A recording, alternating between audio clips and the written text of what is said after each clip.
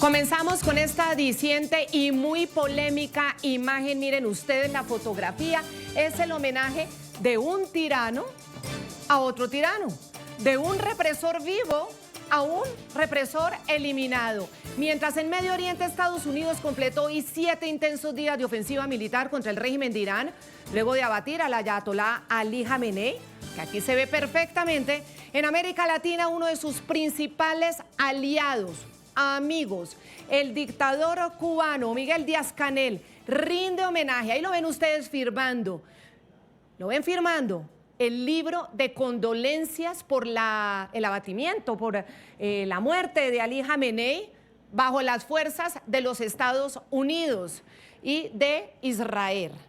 Bueno, a eso está la invitación en la embajada iraní, ahí en Cuba, y miren ustedes cómo se sentía de acongojado, de triste, cómo lamentaba la muerte de Jamenei. Nunca, nunca Díaz-Canel ha lamentado la muerte de ninguna mujer en Irán, de ningún homosexual en Irán, de ningún disidente en Irán. Pero eso sí le parece que lo que le pasó a Ali Jamenei es un asesinato. Y lo que este régimen iraní ha hecho con centenares, miles de mujeres, de niños, de adolescentes, de disidentes, ¿eso cómo se llama? ¿Eso no es asesinato? Bueno, aquí está clarísimo, el tirano represor vivo firmando las condolencias por el tirano represor abatido. Escuchen ustedes el dolor, la tristeza que tiene Díaz-Canel por la muerte de Ali Jamenei. Sentimos profundo dolor y pesar al conocer del asesinato del líder supremo de la nación iraní, gran ayatolá Seyyed Ali Jamenei, como consecuencia de la vil agresión de Estados Unidos e Israel contra la nación iraní, expresión de una flagrante violación de todas las normas del derecho internacional y la dignidad humana. En Cuba lo recordaremos como el destacado estadista y líder del pueblo iraní que contribuyó decisivamente en el desarrollo y consolidación de las relaciones de amistad y cooperación entre nuestros países. En este momento de profundo dolor transmito las muestras de solidaridad y las más sentidas condolencias del pueblo y gobierno cubanos. Me llama mucho la atención lo de estadista. Para que uno le parezca estadista a quien ha instaurado un régimen basado en la peor represión, en anular la identidad de la mujer, en anular cualquier diferencia dentro de una diversidad religiosa. No existe, por supuesto, quien no extrae la interpretación absurda, radical, disparatada de la Sharia, pues muere en Irán. Bueno, para el régimen cubano, quien procede así es un estadista. Pero quiero que comparemos, mientras vemos a Díaz-Canel aquí firmando el libro de condolencias por Ali Jamenei, miren la diferencia de quienes han sufrido, otros países, precisamente la alianza de ese eje del mar, el mal, con Rusia. Miren ustedes cómo el embajador de Ucrania en Sudáfrica, Oleksandr Checherba, contrario al tirano cubano, obviamente se negó a firmar el libro de condolencias enviado por la embajada de Irán en el país africano. Eso sí, Irán mandó la invitación a todas las representaciones diplomáticas para que vinieran a firmar las condolencias. Y son tan descarados y tan cínicos que se la envían a los mismos ucranianos, al cuerpo diplomático de Ucrania. Como diplomático y como ucraniano víctima del régimen iraní. ¿Por qué? Porque el régimen iraní ha apoyado esa cruenta invasión rusa a Ucrania. Obviamente se negó a firmar el libro de condolencias en memoria del ayatolá. ¿Quieren ver la respuesta del embajador de Ucrania a la embajada de Irán? Venga, vamos a leerla, porque es que de verdad cada párrafo vale la pena recordarlo. Aquí está. Dado que ha anunciado oficialmente el libro del duelo en memoria del ayatolá Jamenei, la dirección militar de Irán consideró necesario recordarle lo siguiente. Como aliados militares de la Federación de Rusia, los líderes de Irán se han manchado con la sangre de miles de ciudadanos ucranianos, hombres y mujeres, niños y ancianos, asesinados, y mucha atención con esto, con drones Shahed iraníes y otra tecnología militar que su gobierno proveyó tan voluntariamente a Rusia. tus líderes fueron cómplices del dolor infinito que sufrieron los civiles ucranianos. Como creyente trato de no regocijarme en la muerte de otras personas, incluso aquellos que conscientemente han elegido ser atormentadores de mi pueblo, que no te han hecho nada malo, pero como alguien que vivió en Kiev durante 3 años bajo las curvas diarias de las máquinas mortales iraníes, no puedo evitar desear que cada criminal reciba lo que se merece por lo que cometió, sino antes que los hombres entonces delante de Dios. No estoy familiarizado con usted y no tengo que ser personalmente amable. A veces los buenos diplomáticos tienen que representar a los malos líderes y sus políticas, pero espero que entienda que no voy a llorar a personas cuya muerte no me causa dolor. Aquí está la gran diferencia entre el tirano llorando por la muerte de otro tirano y entre quien ha sido víctima de estas tiranías. Muy bien, comenzamos con esto. Jorge Luis Pérez es activista de derechos humanos, exprisionero político cubano conocido como Antúnez. Estuvo bastantes años detenido por, bueno, simplemente oponerse al régimen de Castro. Jorge Luis, gracias por acompañarme y estas condolencias del tirano de Cuba frente a la muerte del tirano de Irán, me imagino que no le sorprende, pero ¿cómo la interpreta usted? Bueno, muchas gracias, Claudia Gorizate, muchas gracias antes que todo. Bueno, eso es más de lo mismo, esa obra de teatro ya nos tienen acostumbrados. No me sorprende porque esos tiranos son consecuentes a sus propios homólogos. Yo siempre he dicho que estos dictadores son fieles a su vocación antidemocrática, dictatorial y cruel. Al igual que usted, me asombra cuando dice estadista, no sé qué, estadista de qué, un régimen como el iraní, que no solo ha tenido en jaque, o sea, en peligro a los Estados Unidos, sino a todo el mundo libre, occidental y civilizado. Un régimen que ha asesinado, que ha violado flagrantemente y constantemente los derechos humanos, sobre todo los derechos de la mujer, un régimen homofóbico, un régimen cruel que hace uso del crimen, algo cotidiano. Realmente no es raro que una persona como Díaz-Canel, continuador de los hermanos Castros, haga eso y se pronuncie al respecto.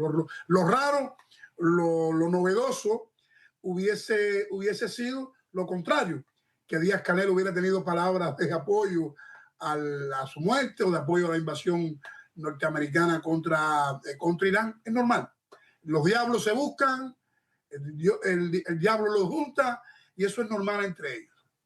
Es verdad, lo raro hubiera sido lo contrario. Tienes toda la razón. Ramón Saúl Sánchez es activista también de derechos humanos, presidente del Movimiento Democracia. Lleva más de 50 años en el exilio. Ustedes dos han sido víctimas del régimen. Antúnez, obviamente, es que casi 2 décadas detenido en cárceles de esta atrocidad y usted en el exilio. Ramón Saúl, bienvenido. Y de todas maneras, justo en este momento, cuando la intención de la administración Trump es aniquilar por completo la capacidad de ataque de Irán, sale corriendo Díaz-Canel a hacer este gesto, que obviamente no nos sorprende. ¿Qué repercusión ve usted que pueda tener en esa necesidad que ha manifestado Trump de también darle un tiempo muy corto al régimen cubano? Bueno, primero me uno a las palabras, saludos Claudia, a ti y a toda la audiencia de NTN 24. Me uno a las palabras de Antúnez. El régimen de Cuba ha dependido mucho de la ayuda de Irán, económica, de armas, de inteligencia, de todo eso. Y no se esperaba nada diferente, desgraciadamente. Él no tiene en cuenta que hasta el último día de su vida, el ayatolá estuvo nadando en la sangre de su propio pueblo, más de 46.000 asesinados en las manifestaciones y si no llega a morir, probablemente otros tantos en la próxima manifestación grande que su pueblo decidiera hacer. Así que es amigo el régimen de Cuba de cada uno de esos dictadores horribles que todavía ocupan la presidencia de diferentes países del mundo, ¿verdad? Y la repercusión que puede tener, bueno, la primera, por supuesto, que todo el mundo se da cuenta de la calaña de persona que es Miguel Díaz-Canel y del tipo de régimen que está en el poder en Cuba, que siguen apoyando, como bien tú has mencionado, Claudia, a un régimen que viola todos los derechos a sus ciudadanos, un fanático de a ultranza que oprime a las mujeres, a los homosexuales, a las personas que según su estrecha mente y su estrecho criterio no están dentro de sus valores morales. Así que por ahí es la primera cuestión. Y la segunda cuestión, me imagino que en algunos lugares, en algunos centros de poder, hayan gente, hablando específicamente de Washington, que estén pensando que Miguel Díaz-Canel no se merece nada menos que lo que ha pasado con el Ayatollah por todos los crímenes que su régimen le ha hecho al pueblo de Cuba también. Me quedo con su cifra, Ramón Saúl, lo de los 40.000 manifestantes asesinados. Bueno, Donald Trump ha ratificado esta cifra. Hay algunas diferencias entre quienes las llevan, pero efectivamente son decenas de miles de asesinados, y estamos hablando de apenas 2 meses, por cuenta de la represión de este horrendo régimen al que Díaz-Canel considera jefe el sistema ayatolá, del régimen ayatolá, considera estadista, quien es capaz de asesinar permanentemente a su propia gente y bueno, y a los demás, como muy bien se lo recordó el embajador ucraniano en Sudáfrica, cómo toda esa capacidad militar de Irán ha sido usada también para atacar a la población civil ucraniana.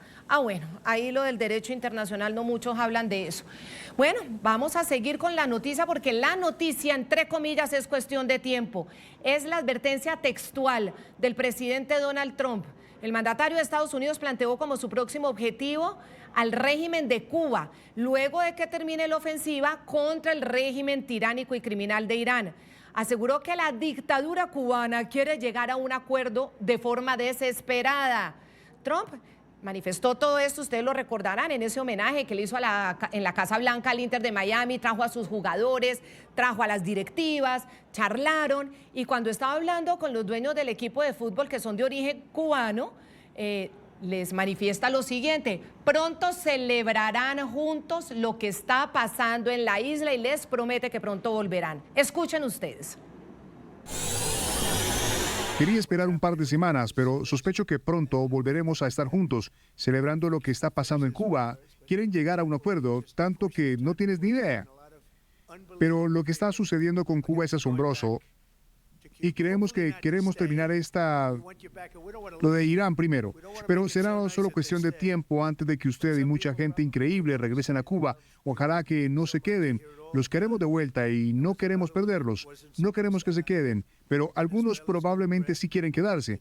Aman muchísimo a Cuba. Lo oigo todo el tiempo.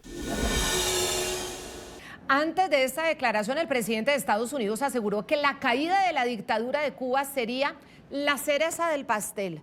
Lo dijo en una entrevista con el medio digital Político. Trump vinculó el colapso del régimen de la isla a la interrupción de suministro de petróleo desde Venezuela, medida que por presión de Washington tomó la encargada del régimen venezolano, Delcy Rodríguez, tras la captura del dictador Nicolás Maduro, el histórico aliado de la tiranía cubana.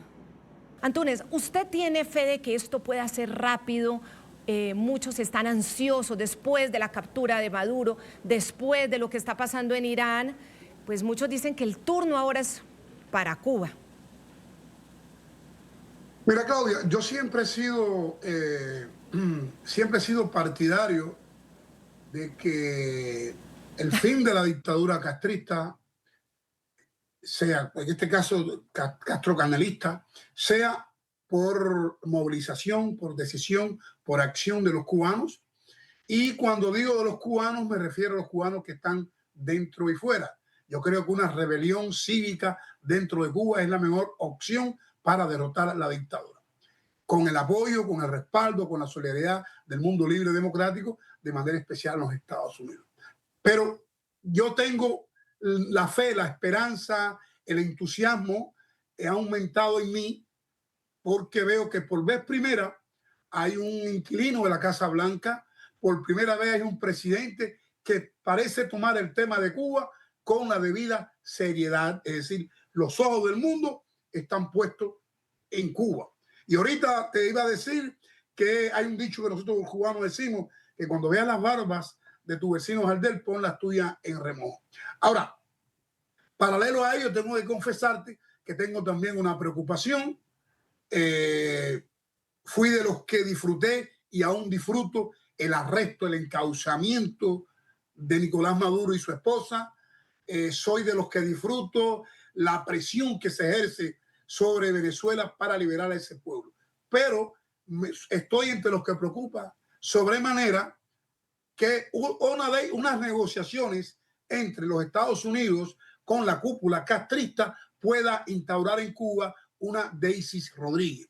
Nosotros queremos, ojalá mañana los marines norteamericanos, la Delta Force, intervenga en Cuba y saque, no a Díaz-Canel, que saque primero, ante Díaz-Canel primero a los Castro, que son los responsables de la crítica situación y los crímenes de nuestro país. Sí, porque a veces escuchamos a la prensa, a los periodistas y algunos activistas jóvenes enfocarse en Díaz-Canel. Sí, Díaz-Canel es un asesino, es verdad, pero más asesino que Díaz-Canel y más sangre que Díaz-Canel ha hecho correr la familia Castro. Yo quisiera que mañana lo hicieran, pero no quiero que en mi país ocurra lo que está ocurriendo en Venezuela, que una criminal manchada de sangre, una Deisis Rodríguez, que se prestó para robarle las elecciones a los verdaderos, a los legítimos representantes de Venezuela, que son Edmundo González y María Corina, pueda estar dictando esos espectáculos grotescos de este joven Rodríguez, abrazando a los familiares de los presos políticos. Yo no quiero venganza,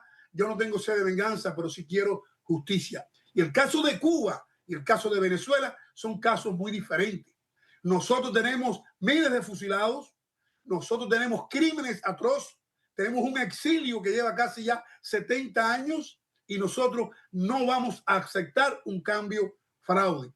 Por eso tenemos, en la medida que le agradecemos al gobierno de los Estados Unidos, de manera especial al presidente y a la acción que contribuya a derrocar a esta dictadura, sí hacemos un llamado a los cubanos, al liderazgo dentro y fuera de Cuba, para que no permita un cambio fraude, para que no permita una continuidad. Mira, yo soy de los que considera que un cambio en Cuba tiene que hacer dos cosas importantes entre muchas. Primero, hay que ilegalizar, prohibir el Partido Comunista. Y la otra, muy importante, es que la familia Castro no puede estar en la vida política del país. Ni el viejo, ni el menos viejo, ni el padre, ni el nieto, ni el bisnieto. Eso es importante. Pero, Claudia, desde el día 3 de enero no puedo dormir de la expectativa. Claro. Yo soy de los que voy a regresar a Cuba. Me veo caminando por las calles de Placeta junto a mi amigo Saúl, por allá por Colón, de donde somos. Me veo respirando libertad y tengo tremenda fe en que el gobierno de los Estados Unidos va a jugar un rol importantísimo en el cambio, en el derrocamiento de la dictadura. Claro, repito, derrocamiento de la dictadura no quiere decir siempre libertad, porque a mí nadie me puede convencer, y respeto las opiniones ajenas, de que en Venezuela está habiendo una transición. A mí no me pueden convencer de que Deisis Rodríguez tiene fuerza moral, el Diosdado Cabello y el otro descarado, y disculpen la expresión, de Jorge Rodríguez tiene, pues. Yo no soy un extremista, yo no soy un radical, pero esto ha costado mucha sangre, mucho dolor, muchas lágrimas, muchos años de presidio, y nosotros no vamos a permitir que los represores de hoy sean los reformadores del mañana. Quiero aprovechar la oportunidad para enviarle al presidente de los Estados Unidos, Donald Trump, al secretario de Estado y a todas las personas de alto rango que están haciendo todo lo posible, y ojalá pronto por las calles de Managua, por las calles de Caracas y por las calles de La Habana transite esa libertad por la que tanto hemos luchado. una libertad que es verdad, todavía no se goza en Venezuela, hay represión, la gente no ha podido ni siquiera salir a celebrar la captura de Nicolás Maduro, siguen cerca de 600, exacto, 600 más de prisioneros políticos en una situación de atrocidad absoluta en Venezuela. Y claro, la preocupación crece cuando Donald Trump dice que entonces ya se entablan nuevamente las relaciones diplomáticas, dice que de él sí es fantástica, pero ojo, porque aquí en NTN 24 tenemos la primicia que de todas maneras genera la esperanza, que es la siguiente.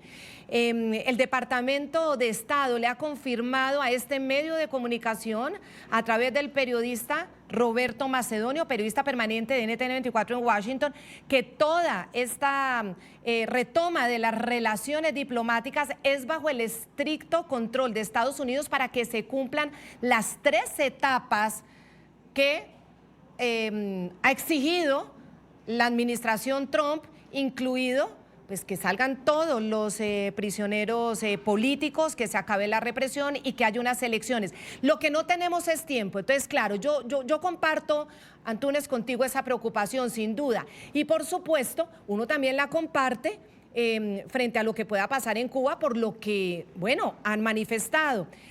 Por ahora, para Donald Trump, que caiga el régimen cubano es la cereza del pastel, pero vamos a oírlo. ¿Qué opinan? Después de 50 años, eso es la cereza del pastel. Necesitan ayuda. Estamos hablando con Cuba. Además, a toda esta presión contra el régimen tiránico de Cuba hay que sumar otra noticia. Y la otra noticia es que Trump ha intensificado sus advertencias el día de hoy, viernes. Señaló que Cuba caerá muy pronto, ojo, y resaltó que el secretario de Estado Marco Rubio está al frente del acuerdo al que, según reiteró, pretende llegar el régimen Díaz-Canel con Washington. Vean ustedes lo que dijo hace pocos minutos, hoy mismo, en la tarde del viernes. Cuba va a caer muy pronto, por cierto, sin relación alguna, pero Cuba también va a caer. Tienen muchísimas ganas de llegar a un acuerdo, quieren llegar a un acuerdo, así que voy a poner a Marco Rubio con eso y veremos cómo funciona. Estamos muy concentrados en esto ahora mismo. Tenemos mucho tiempo, pero Cuba está lista después de 50 años. Ramón Saúl Sánchez, compartamos la misma preocupación para que usted nos ayude o a tranquilizarnos o a ponerle orden a nuestra preocupación, porque todos sabemos que también desde la administración Trump están diciendo que están negociando con el hijo de Raúl Castro. ¿Qué opina usted sobre esa posibilidad, sobre una transición con uno de los Castros?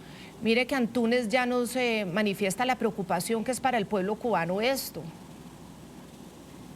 Bueno, primero yo creo que es necesario, por lo menos yo tengo esa necesidad de establecer que el soberano de Cuba es el pueblo de Cuba. Nosotros andamos tratando de cambiar de tirano, no buscando un amo, no queremos eso. Nosotros tampoco queremos una solución amistosa con un tirano que nos ha asesinado a nuestro pueblo y lo ha dividido y ha destruido cada familia cubana y ha creado odio alrededor de contra otras naciones y otras personas. No queremos convivir con esa clase de personas nuevamente. Como dice Antúnez, yo no soy un radical, yo entiendo la necesidad de, digamos, transitar un camino lo menos áspero posible para que haya cambios en Cuba. Pero para nosotros no es una solución que las corporaciones americanas puedan entrar en Cuba, como ha sucedido en Venezuela, que se haga negocio con el régimen de Cuba o que se le dé economía para estabilizarlo económicamente, como se ha dicho que se quiere hacer, y que permanezcan en el poder alguien de los que andan buscando a ver cuál se vende más rápido, probablemente hayan varios ya de ellos, para permanecer en el poder y Estados Unidos entonces guía los destinos de Cuba a través de ese personaje. Eso no es una solución. Ahora, decir esto, claro, no es simpático para muchos oídos, pero mi deber como luchadores es: yo no quiero que los marines se vayan a morir en Cuba por lo que me corresponde a mí. Yo pienso que el pueblo de Cuba ha desgastado suficiente esa tiranía, y esa tiranía ya está al final de la soga. Como el propio presidente Trump ha dicho, no tenemos que interferir nosotros, se está cayendo solo. Eso es verdad. Y si se está cayendo solo, quisiera decirle lo que Facundo Cabral dice que su abuelita le decía a los políticos, con que no, vamos a modificarlo, con que no interfieran basta. Sí queremos solidaridad, la necesitamos, pero para una Cuba democrática, para una Cuba soberana, para una Cuba independiente. Por lo tanto, cualquier proceso tiene que reconocer al soberano primero. Segundo, tiene que empezar por la liberación de todos los presos políticos. Y tercero, tiene que culminar en el cambio de régimen absoluto, no modificado, cambio absoluto de régimen. Muy bien, vamos a hacer una pausa comerciales. Cuando volvamos, vamos a entregarles a ustedes otras noticias que son muy importantes y que se une a esa sanción, además de los países de la región, al régimen cubano, tiene que ver con las misiones médicas. Les vamos a explicar aquí, cuando regresemos, las misiones médicas que han salido de varios países, las han retornado directamente a Cuba. Recordar unos testimonios dentro de esas misiones, cómo explotan a la gente y cómo los obligan en una trata de personas a ir a esos otros países, y sobre todo, cómo el miércoles 4 de marzo el fiscal general de Florida, James Udmeyer, reabrió formalmente una investigación penal a nivel estatal, es decir, a nivel de la Florida, contra Raúl Castro, dictador quien sucedió a Fidel Castro. El expediente es sobre la responsabilidad, ustedes recordarán el episodio terrible del derribo de 2 avionetas de la organización Hermanos al Rescate, esto fue en el 96, que provocó la muerte de 4 activistas, pero 3 de ellos ciudadanos de Estados Unidos, 1 cubano-americano. Ya volvemos con todas estas noticias porque todo se conjuga en esta debilidad en la que se encuentra el régimen cubano. Ya regresamos.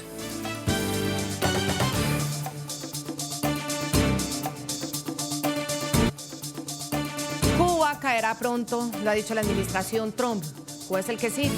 Necesito terminar en Irán, les dijo Donald Trump al equipo de fútbol de la MSLN invitado a la Casa Blanca, a las directivas cubanas, y pronto celebraremos, es lo que ha dicho. Y a toda esta presión contra el régimen tiránico de Cuba hay que sumar otra noticia. El miércoles 4 de marzo, el fiscal general de Florida, James Udmeyer, reabrió formalmente la investigación penal contra Raúl Castro, el dictador que obviamente sucedió a Fidel Castro, su hermano. El expediente sigue la investigación, la responsabilidad de los Castro cuando tomaron la decisión de derribar las avionetas, 2 de la organización Hermanos al Rescate, que, bueno, eso fue una tragedia en febrero de 1996. Esto provocó la muerte de 4 activistas, 3 de ellos ciudadanos de Estados Unidos y 1 cubanoamericano.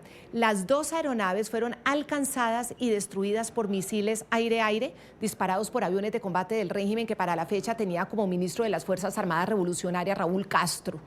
Voy con mis invitados porque Jorge Luis Pérez Antúnez, quiero preguntarle si usted siente de alguna manera que Estados Unidos está cumpliendo parecido el libreto a lo que sucedió con Venezuela, es decir, tiene que tener también un indictment, una petición, un respaldo penal jurídico para tomar cualquier decisión en contra de estos dictadores. No, evidentemente usted tiene razón. Yo creo que era hora ya de hacer justicia. Por la Casa Blanca han pasado muchos gobiernos, han pasado muchos presidentes, muchos han prometido en campañas electorales y demás. Y reitero, como te dije ahorita, al fin aparece un presidente en Estados Unidos que pasa del discurso a la acción.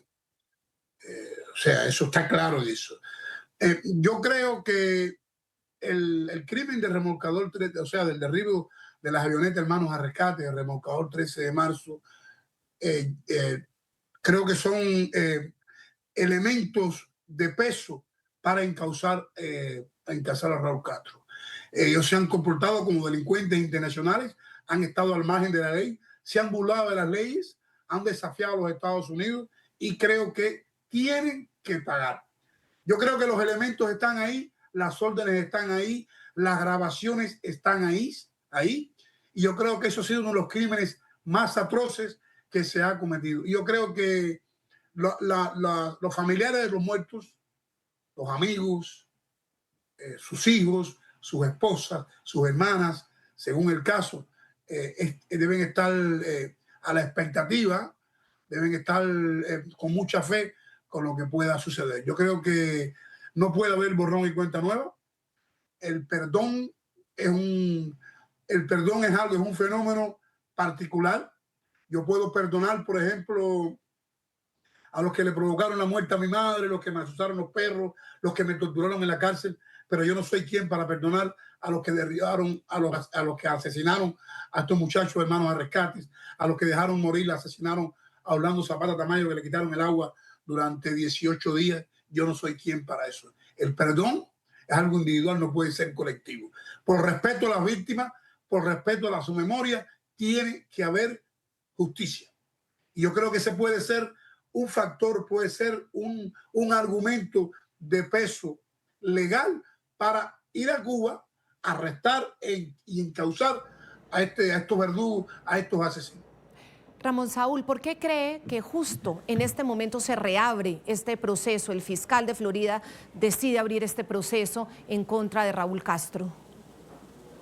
Bueno, tenemos que recordarnos que la jurisdicción del estado de la Florida es local, es estatal, es aquí doméstica, y todavía faltaría que el gobierno federal tomara esa acusación contra Raúl Castro, lo cual hasta el día de hoy no han querido hacer, a pesar de que habían 3 ciudadanos americanos en los aviones que fueron asesinados por el régimen de Cuba. Pero de alguna manera esto es, digamos, un incentivo, aunque sea algo un tanto simbólico, es un incentivo, es una presión para que al fin se haga justicia, o sea, el gobierno federal se mueva para tratar de hacer justicia en este caso. Yo pienso que el mundo debía apoyar el hecho de que estos criminales en contra del pueblo de Cuba sean llevados ante la justicia, porque matar niños, como lo sucedió a bordo del remolcador 13 de marzo con chorros de agua por orden de Raúl Castro, y asesinar 4 jóvenes que salvaban vidas en el estrecho de la Florida, ejecutándolos en el aire, como sucedió por orden de Raúl Castro, esos crímenes y muchísimos más no debían nunca quedar impunes. A Jorge Luis Pérez quiero agradecerle mucho, en Túnez, quien ha sido esa víctima de la dictadura, 17 años en esas prisiones terribles con todos sus derechos humanos violados, bajo tortura. Muchísimas gracias, y lo mismo a Ramón Saúl Sánchez. Como siempre, Ramón Saúl, muy importante tenerte, además por tu movimiento Democracia, que ha luchado tanto, y ese exilio de 50 años que cumples, ojalá termine pronto, en nuestro deseo. Muchísimas gracias a los dos. Gracias, Claudia. Que Dios los acompañe. Muchas gracias. Buenas noches. Gracias. Antes de irnos a comerciales, otro punto clave de esta noticia, porque de la caída de Maduro, Estados Unidos ha puesto contra las cuerdas al régimen castrista. El pasado 29 de enero, la Casa Blanca declaró una emergencia nacional, recordemos, emergencia nacional, por considerar que esta dictadura cubana representa una amenaza para la seguridad y la política exterior de Estados Unidos. ¿Por qué? Por sus aliados, su aliado Rusia, su aliado China, su aliado Irán, que son abiertamente enemigos de Estados Unidos porque así lo han declarado ellos. Pero por otro lado, porque ha albergado a las organizaciones terroristas, a la organización terrorista Hamas, auspiciada por el régimen de los ayatolá en Gaza, el Hezbollah, auspiciado por el régimen ayatolá en el Líbano. Y ni hablar de los terroristas de Colombia, como el ELN y los de la región. La semana pasada el presidente Trump dejó abierta la puerta a una, llamaba toma amistosa de Cuba. Vamos a ver de qué se trata una toma amistosa de Cuba. Y recordar que el dictador Miguel Díaz-Canel había dicho antes que estaba dispuesto a un diálogo. ¿Se acuerdan cuando les contamos que iba bajando el tono? Eso sí decía que sin presiones. Vamos a la pausa, ya regresamos. Espérenos un momentico y les vamos a mostrar a ustedes también cómo las misiones médicas las están despachando de varios países nuevamente para Cuba. Misiones médicas muchas veces de médicas no tienen nada.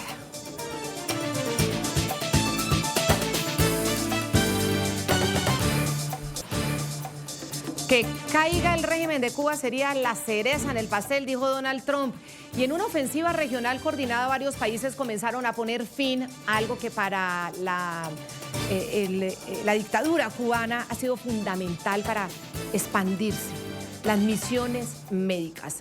El jueves 5 de marzo, un total de 172 profesionales sanitarios cubanos regresaron a La Habana procedentes de Honduras. Aquí les vamos a mostrar todos los países que van cancelando el convenio por parte del nuevo gobierno Nasri Asfur. Así que Honduras dijo no más estas misiones médicas en nuestro país. Bueno, también ayer Jamaica anunció el fin del acuerdo para aproximadamente 300 médicos o profesionales de la salud cubanos. El pasado mes de febrero fue Guatemala el país que comenzó el retiro progresivo de 412 trabajadores de la salud, de los cuales 333 son médicos. Aquí están todos esos países. Esto es un golpe crítico para la dictadura, ya les vamos a explicar por qué. Guatemala, 412, Honduras, 172, Jamaica, 300 médicos de las misiones. Esto le genera un montón de divisas al régimen. Recibimos ataques desde que llegamos por parte del Colegio Médico. Y últimamente los ataques fueron bastante bochornosos. Pero nos trajimos el abrazo y el calor de la población, la gratitud de la calle, de la gente pobre, de la gente humilde. Lo que recibimos del pueblo hondureño fue todo amor, agradecimiento, muestras de gratitud de todo el tipo, en contra de todo lo que se estaba diciendo, a favor de los médicos cubanos, de la calidad humana de nosotros, del profesionalismo de los médicos cubanos y sobre todo de la humildad. ¿Qué más pueden decir? Tienen que regresar a Cuba bajo, obviamente, una dictadura perversa. ¿Qué más pueden decir los médicos? Que tienen que regresar, porque el siguiente dato es clave para entender por qué estas misiones también sufren mucho. Las estimaciones que nos hacían aquí, quienes han seguido el tema, las ONGs, decían que la exportación de servicios, principalmente el programa de misiones médicas, le generan al régimen cubano entre 6.000 y 8.000 millones de dólares. Ojo, anuales.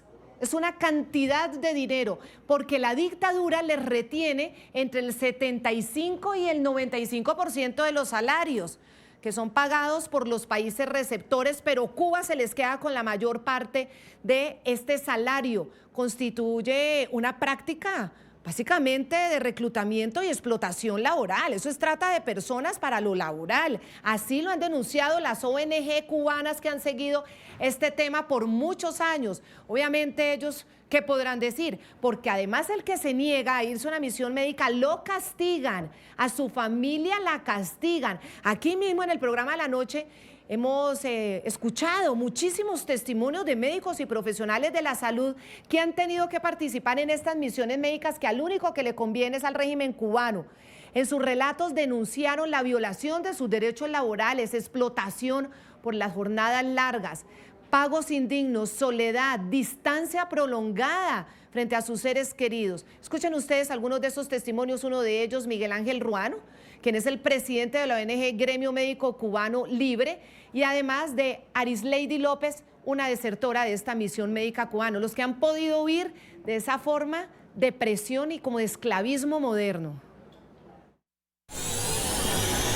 Cuando un médico cubano sale de Cuba e incluso se entera del destino, cuando muchas veces ya está en un avión o está en los últimos días para salir en una concentración que se le hace en La Habana, donde se lleva a cabo un adoctrinamiento político y se le rigen normas y se le imponen normas para que él vaya a salir del país. Cuando un médico cubano o un profesional de la salud sale y no firma un contrato, el contrato, si se lo dejan ver, está en blanco en el espacio donde se habla de su salario. Cuando un médico cubano en este contrato no es coparte del contrato, sino que es la comercializadora de servicios médicos de Cuba, quien realiza un convenio anterior con el país de destino, con el gobierno del país de destino, y el médico cubano, que es el que va a ejercer su profesión, no es contratado directamente por un país, sino por la comercializadora de servicios médicos.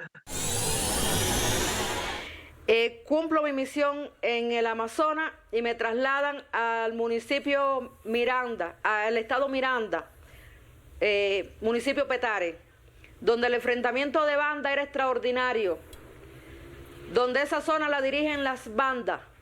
Se comenzó a devaluar la moneda en Cuba. El gobierno cubano comenzó a pagarnos a 24 pesos el dólar, y nosotros teníamos que comprar ese dólar a 200 pesos, hacer una vía CL, el que tuviera familiar en Estados Unidos, para hacer llegar una transferencia para podernos alimentar en Venezuela, para poderle comprar algo a nuestra familia.